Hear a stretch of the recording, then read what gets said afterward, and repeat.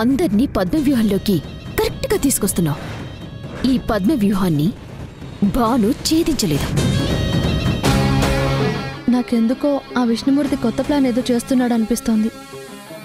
అదేంటో నేను తెలుసుకుంటాను. అత్తయ్యకి ఏం జరగకుండా నేను చూసుకుంటాను. ఆ విష్ణుమూర్తి చేసే ప్రతి ప్రయత్నాన్ని అడ్డుపడతాను. తనెక్కడున్నాడో నేను కనిపెడతాను.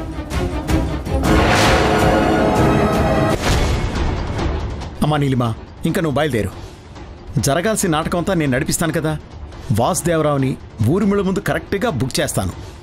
దాంతోని మనం వేసిన స్కెచ్ పరిపూర్ణమవుతుంది. అది ఎంతవరకు తీసుకెళ్తావో నువ్వు తీసుకెళ్ళు. ఇంక నువ్వు బయలుదేరమ్మా.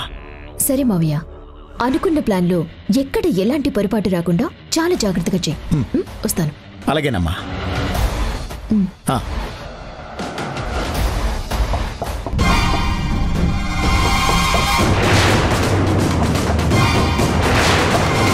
ఇక్కడికి ఎవరో వచ్చారమ్మా. నువ్వు ఇక్కడికి రావడం ఎవరైనా చూసారా? లేదు మావయ్య, నేను ఇక్కడికి వస్తున్నాను అంటే ముందు వెనుక చాలా జాగ్రత్తగా ఫాలో అవుతాను. నన్నెవ్వరూ అబ్జర్వ్ చేయలేదని నిర్ణయించుకున్నాక నేను ఇక్కడికి వచ్చాను.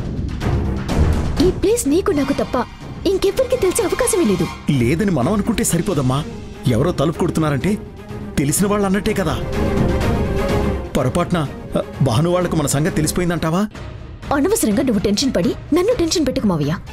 ఎవరికైనా ఎలా తెలుస్తుంది? చెప్పాను కదా, నేను ఇక్కడికి వచ్చే ముందు చాలా జాగ్రత్తలు తీసుకుని వస్తానని. ఉండు, చూస్తానుండు. చూడు.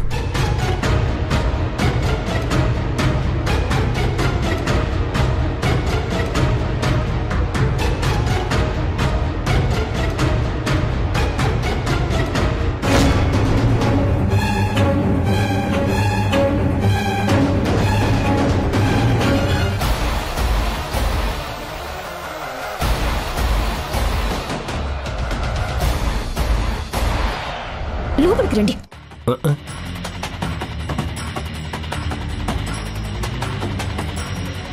మీరిక్కడికి ఎందుకు వచ్చారు డాక్టర్? నేనేం రమ్మని చెప్పలేదే. మీ అవసరం ఉంటే మీరు పిలుస్తారు, కానీ ఇప్పుడు నేను ఇలా రావడం నాకు అవసరం. మీకు కూడా అవసరం ఉంది, అందుకే ఇలా వచ్చాను. ఆదివారం ఈనాడు బుక్లో పజిలాగా పజిల్ భాషలో చెప్పకుండా ఎందుకు వచ్చావో అది చెప్పు. ఆ రోజు మీరు ఇచ్చిన డబ్బు కక్కుర్తిపడి మీరు చనిపోయారని డెత్ సర్టిఫికెట్ ఇచ్చాను. వేరే బాడీకి మొత్తం క్లాతులు కప్పి పోలీసులకు అప్పగించాను. ఈ నిజం ఎప్పటికీ బయటకు రాదనుకొని నేను చాలా ధైర్యంగా ఉన్నాను. కానీ ఏం జరిగింది? మీరేమో సైట్ విజిట్కి వెళ్ళినట్టు బయట తిరగడం మొదలుపెట్టారు. దాంతో మొత్తం పెద్ద పెంట అయిపోయింది. మీరు తప్పించుకు తిరుగుతున్నారని వాళ్ళు వెతుకుతున్నారు. భాను కూడా మా ఇంటికి వచ్చి నన్ను నిలదీసిందండి. భాను నిలదీస్తే మొత్తం చెప్పిస్తావా? డబ్బులు తీసుకున్నావు కదా, ఆ మాత్రం జ్ఞానం లేదా నీకు? చూడండి నీలిమ గారు, కోపంలో మీరేం మాట్లాడుతున్నారో మీకు అర్థం కానట్టుంది. నేను డబ్బులు తీసుకున్నది బతుకును మీ మావయ్య చనిపోయాడని చెప్పడానికి, డెత్ సర్టిఫికెట్ ఇవ్వడానికి, అంతేగాని నిజాన్ని దాచడానికి కాదు. ఇప్పుడు ఈ నిజం బయటపడిందంటే మేమే కాదు, నువ్వు కూడా ఇరుక్కుంటావు. ఆ మాత్రం బాధ్యత నీకు లేదా? నాకు బాధ్యత ఉంది కాబట్టే బాధ్యతగా ఈ విషయం మీకు చెప్పడానికి వచ్చాను. మహా అయితే నన్ను సస్పెండ్ చేస్తారు, ఓ 6 నెలలు జైల్లో పెడతారు. కానీ మీ పరిస్థితి ఏంటి? చేసిన చీటింగ్కి ఈసారి నిజంగా హార్ట్అటాక్ వచ్చినా ఎవ్వరూ నమ్మరు. చస్తే జైల్లో చావని వదిలేస్తారు. లేదు డాక్టర్, ఎటువంటి పరిస్థితుల్లో నువ్వు నోరు విప్పకూడదు. ఏం జరిగినా నేను చూసుకుంటాను. నేను చెప్పినట్టు మాత్రమే నువ్వు చేయి. అయ్యో, తప్పకుండా చేస్తాను మేడం. కాకపోతే డాక్టర్ని కదా, పని చేయాలంటే ఫీజు తీసుకుంటాను. ఈ నిజం నా గుండెలను ఉండిపోవాలి అంటే మీరు నాకు 10 కోట్లు ఇవ్వాలి. 10 కోట్ల అంటే అవి ఏమైనా వేసుకునేవా బీరువాలో దాచుకోవడానికి? నోటికొచ్చింది కదా అని అడగడం కాదు. మీ ప్రాణాల కన్నా 10 కోట్లు గొప్పవేం కాదు కదా సార్.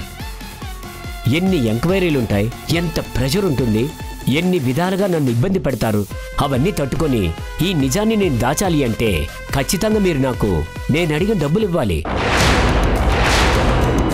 మీకో సంగతి తెలుసా? ఇక్కడ లొకేషన్ ఎవరు ట్రేస్ చేయకుండా ఉండడం కోసం నా ఫోన్ కూడా ఇంట్లో వదిలేసి వచ్చాను. నేనేం చేసినా అంత జాగ్రత్తగా చేస్తాను. అందుకే ఈ నిజాన్ని నా దగ్గర నుంచి రాబట్టడానికి ఎవరు ఎన్ని ప్రయత్నాలు చేసినా వాటన్నిటిని నేను తట్టుకొని నిలబడాలి అంటే నేను అడిగిన డబ్బు మీరు ఇవ్వాలి. తొందరగా రెడీ చేసుకోండి, వస్తాను.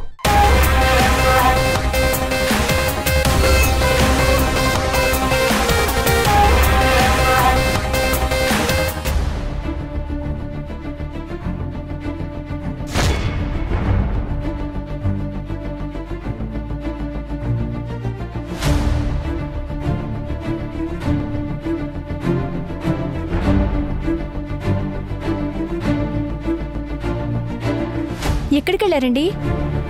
నీకు అనవసరం అనుకుంటాను. నా ప్రతి విషయంలో నువ్వు తలదోర్చుకో, నీ పని నువ్వు చూసుకో. చెప్పానుగా నాకు చాలా పనులుంటాయని. నేనేం చేసినా మీ గురించి అని చెప్పాను కదా.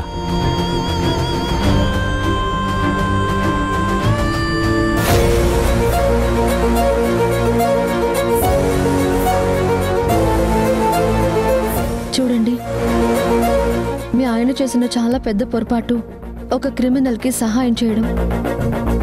అది ఎంత పెద్ద ప్రమాదమో అర్థం కావట్లేదు. క్రిమినల్స్ మనసు ఎంత డేంజర్గా ఉంటుందో నాకు బాగా తెలుసు.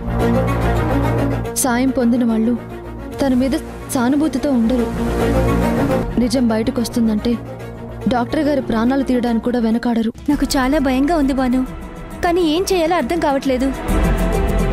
నేనేమన్నా మాట్లాడితే నా మీద సీరియస్ అవుతున్నారు, అంతేగాని సమాధానం చెప్పట్లేదు. అక్క, డాడీ అంటే నాకు చాలా ఇష్టం. ఆయన నాతో చాలా సరదాగా ఉండాలని, నాతో ఆడుకోవాలని నాకు ఎన్నోసార్లు అనిపిస్తుంది.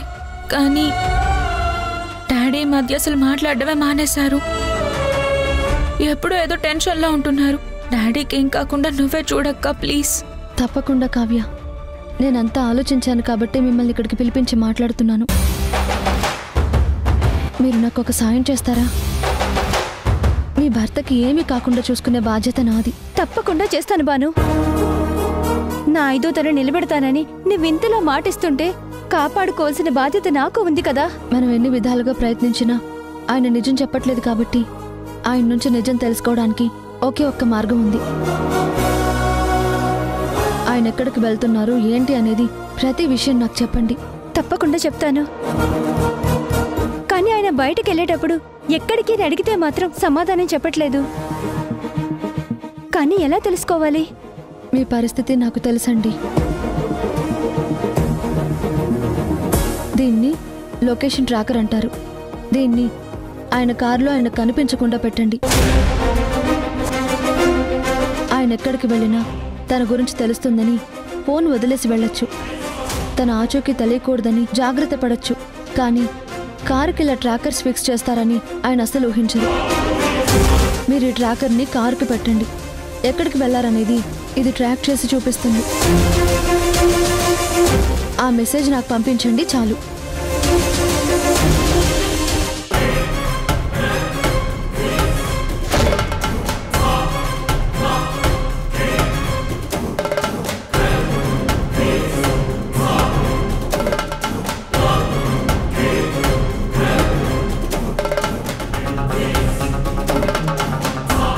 చెప్పండి శ్రీలక్ష్మి గారు. అమ్మా బాను, నువ్వు ఊహించిందే నిజమైంది.